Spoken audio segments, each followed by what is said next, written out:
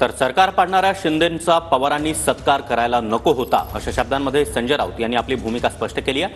ही केवळ आपली भूमिका नाही तर आमच्या पक्षाची भूमिका असल्याचं देखील राऊतांनी म्हटलंय। शरद पवारांनी पुरस्कार सोहळ्याला जाणं टाळलं पाहिजे होतं असं देखील संजय राऊत यांनी म्हटलंय। तर पवारांकडून शिंदेंचा नाही तर महाराष्ट्र तोडणाऱ्या अमित शहांचा सत्कार अशा शब्दांमध्ये संजय राऊत यांनी शरद पवार यांच्यावर जोरदार हल्लाबोल केला। तर सरकार पाडणाऱ्या शिंदेंचा पवारांनी सत्कार करायला नको होता असं देखील आता संजय राऊतांनी म्हटलंय। दरम्यान महादजी शिंदे यांच्या नावाचा पुरस्कार एकनाथ शिंदे यांना मिळाला आणि तो पुरस्कार शरद पवार यांच्या हस्ते देण्यात आला। राजधानी दिल्लीमध्ये झालेल्या या कार्यक्रमावर बोलताना संजय राऊत यांनी जोरदार निशाणा साधलाय। संजय राऊत यांनी थेट शरद पवार यांच्यावर टीका केली आहे।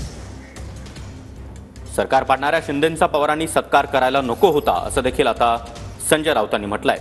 पवारांनी शिंदेंचा नाही तर महाराष्ट्र लुटणाऱ्या अमित शहांचा सत्कार केल्याचंही राऊत यांनी म्हटलंय। साहित्य संमेलनाला आयोजकांना जर पैशाची कमी असेल पडलेली, त्यांनी जर अशा पद्धतीने पैसे गोळा केले असतील तर महाराष्ट्रात त्यांनी यायचं, महाराष्ट्राने त्यांना दिले असते पैसे। मराठी माणूस जो आहे आमचा साहित्यप्रेमी, त्यांनी आम्ही नक्कीच लोकवर्गणी करून त्यांना पैसे दिले असते। आम्ही मराठीवर प्रेम करणाऱ्या 10 प्रमुख व्यक्तींना आम्ही सांगून त्यांना पैसे दिले असते।